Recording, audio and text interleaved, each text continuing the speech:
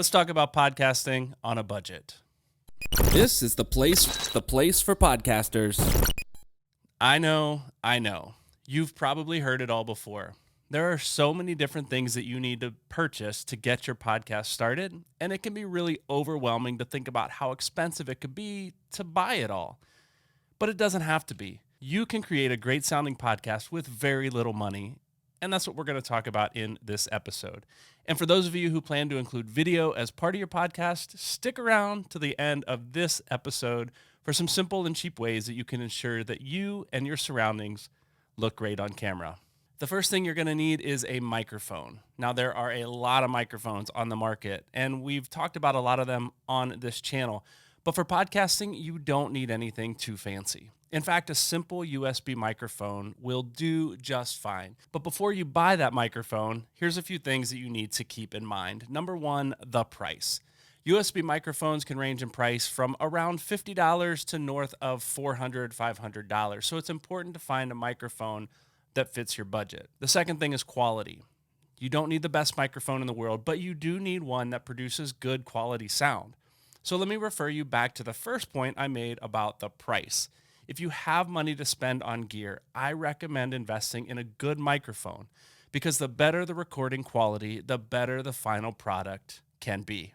Thirdly, the style of microphone.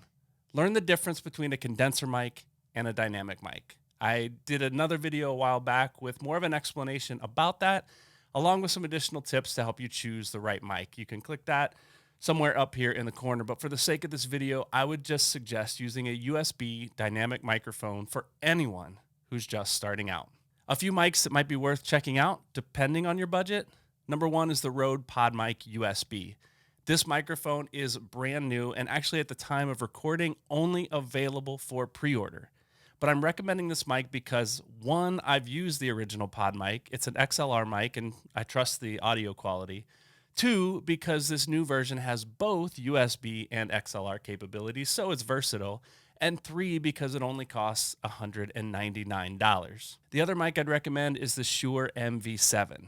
It's another popular USB dynamic mic for podcasters and is listed at a little bit higher than the PodMic at around $249. Now, both of these mics come with software to help mix and process your sound through your computer, your laptop, or even your phone, which brings me to the second thing that you will need, which is a digital audio workstation, or DAW for short.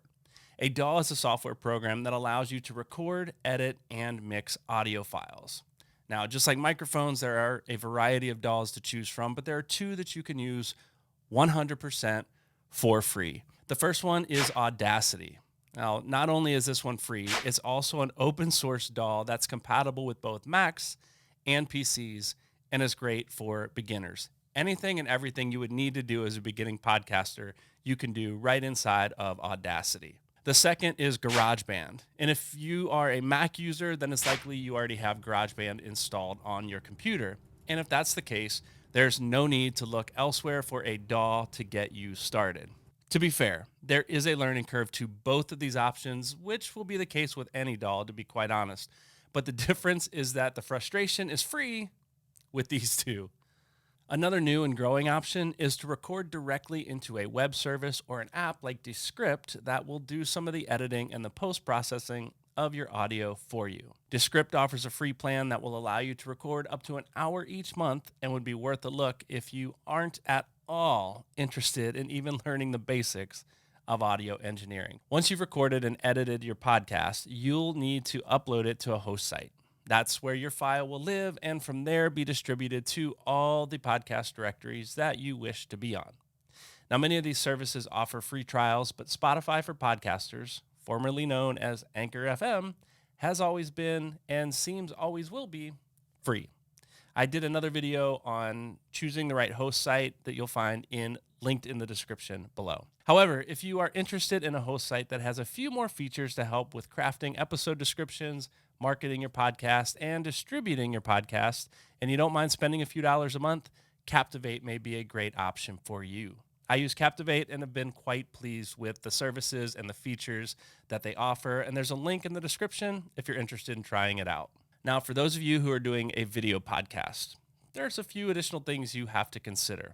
And the first is how well you can be seen in the video, something we don't often think about. It's just assumed.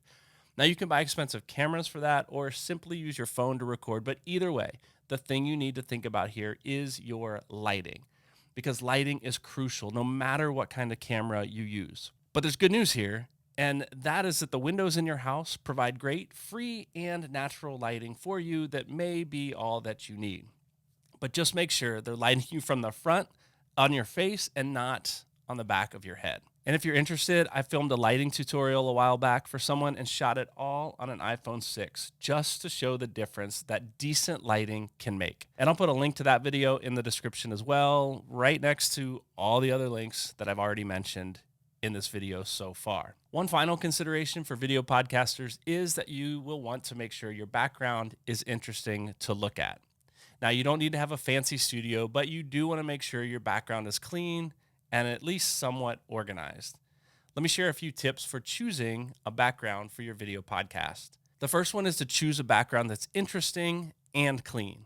Now, I've already mentioned that a little bit, but a plain white wall is clean, but it's not all that interesting and appealing to look at. But you throw a splash of color on that wall with a little lighting, and it makes a world of difference.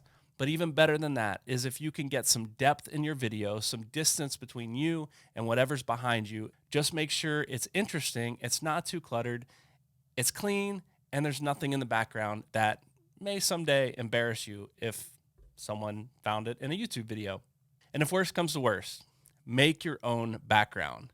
This one behind me was actually made from a sheet of foam insulation that I covered with decorative contact paper to give it a little texture and actually to hide everything on the desk behind me.